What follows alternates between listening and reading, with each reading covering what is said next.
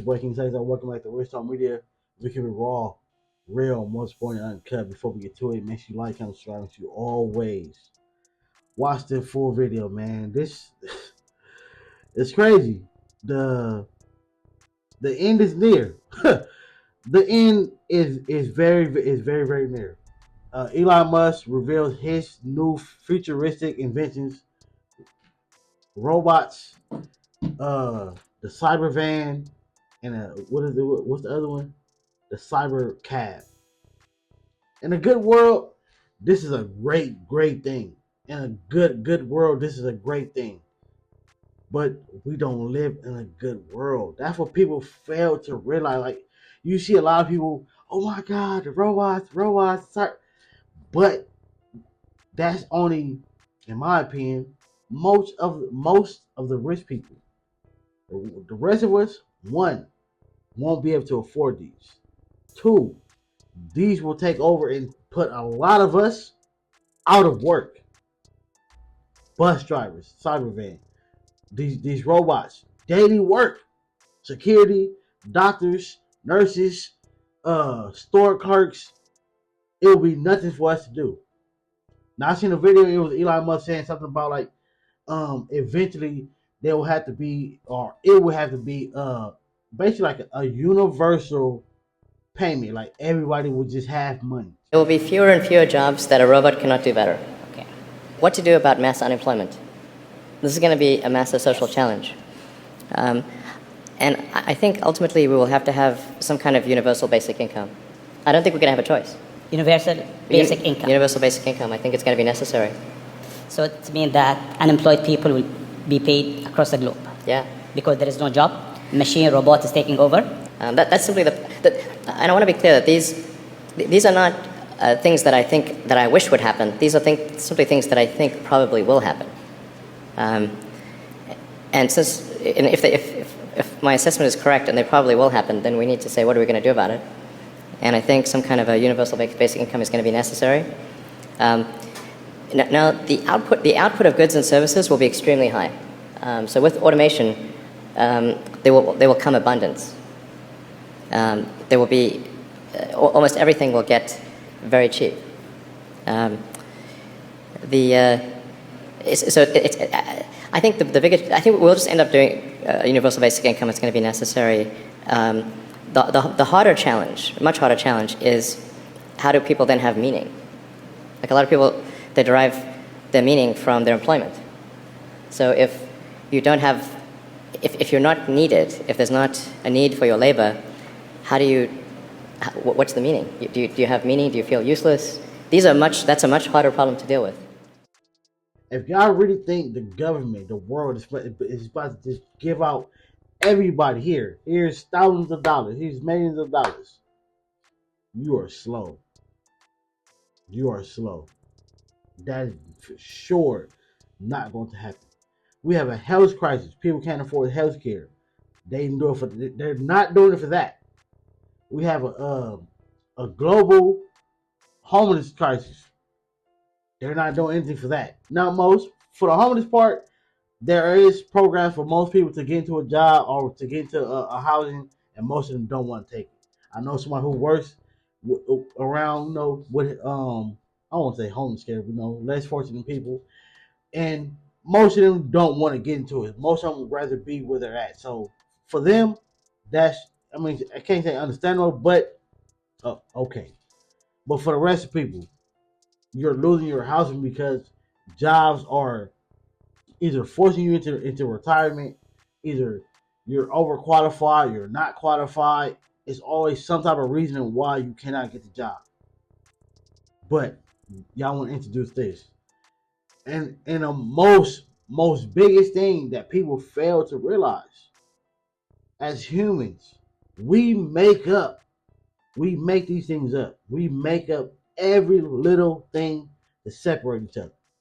Color, race, religion, sexual orientation, where you live at, where you grew up at, what you know, what you don't know, who you don't know, what music you like, what shows you like everything. And now the the different type of I forgot what it's called, but the he and the she and that stuff. That is just another thing to separate each other. Even with your own culture, I'm gonna say a black people.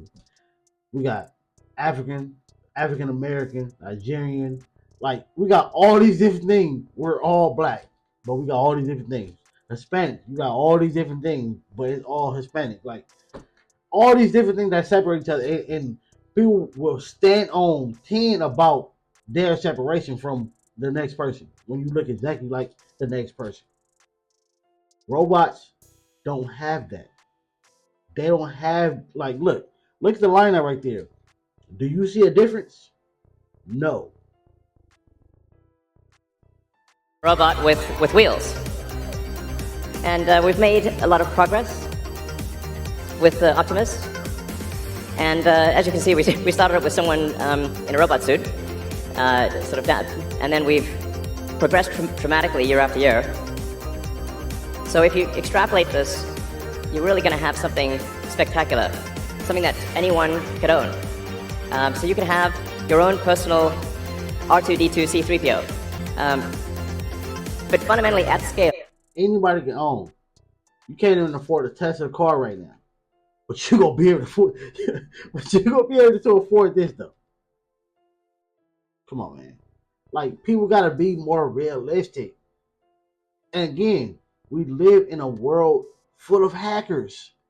This thing, your op has one. You know somebody that can hack. Hey, bro, hack this this person's robot for me and make it do this for me. Yes, we know in the iMovie thing or every movie robot or robot movie that they have rules, things they cannot and cannot do. But that's them doing it on themselves, not them getting hacked and doing it. Hey, look at iRobot, prime example. And the crazy part is, it looked exactly like the iRobot. It's just theirs is like no, the face is clear or whatever, and this is a black face, whatever. But still, like the rest of it, the body of it, look exactly like that. The cyber van thing, look exactly like the truck that was carrying the robots from the movie. Come on, like again, science has made some great advances, but science will sadly be our downfall. The Optimus robot, you should be able to buy an Optimus robot for I think probably $20,000 to $30,000 like him. So and what can it do? It can $20,000 to $30,000. That's a car. Mind you, it's probably not gonna be the hour. You gotta pay $20,000 right there. It's probably gonna be payments, just like a car. But still, again, in a good world, this is great. This is great. But sadly, that's not what we live in. Again, that's sadly what we not live in. And the reason why I say science will be our downfall is because humans, we were made in the likeness of God, right? So therefore, we were made in His likeness. That don't mean we should go make something in our likeness. We're not God. We're not gods. And again, in a good world, this is great, but this takes away from human interaction. Like this moment right here with the kids. Guarantee you already know it's gonna be a lot of parents who are still busy, who are still doing certain things. So therefore, instead of them tending to the kid, bonding with the kids, building them special moments, it's gonna be a robot. No. And again, with science, with scientists, with billionaires, they don't know when to stop. If it's like they think of something, let me create it. Now that I created it, oh, now I see the repercussions of what can possibly happen with this. Let's get rid of it. Let's go store it somewhere. Why did you make it in the first place? It's so many man-made diseases. Like yes, some of them have it was made, and if something happens, yeah, they have a cure for it. But some of them they didn't need to make them. They made it just to see if it was possible to make it, and they made it. Like it's I believe in China somewhere. I believe in China or Japan. I believe in China though. They built or made a sun on Earth that burns hotter than the actual sun. People humans gotta realize we are not God.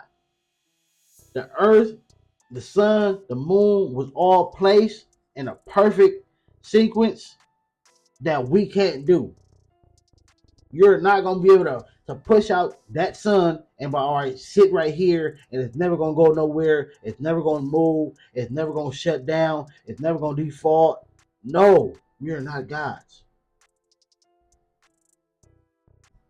It'll basically do anything you want. So it can be a teacher, babysit your kids, it can walk your dog, mow your lawn, get the groceries, just be your friend, serve drinks.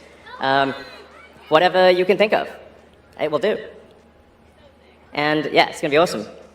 I think this will be the biggest product. What happens if you need a vehicle that is bigger than a Model Y? This right here will put all the bus drivers out of work. Everybody who drives buses, trucks, whatever, this is your competition now. people, people just don't get it, bro. Like I swear, like only reason I'm making this video because I just had to get this on my chest. Like when I seen this last night, it just kept like aching on my soul. Like bro, like this is not good as people may think.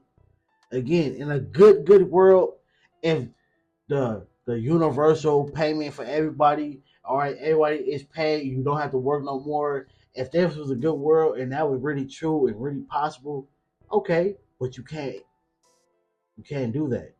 Why? Because everybody don't deserve money. And the reason why I say that is because think about it, everybody is not good.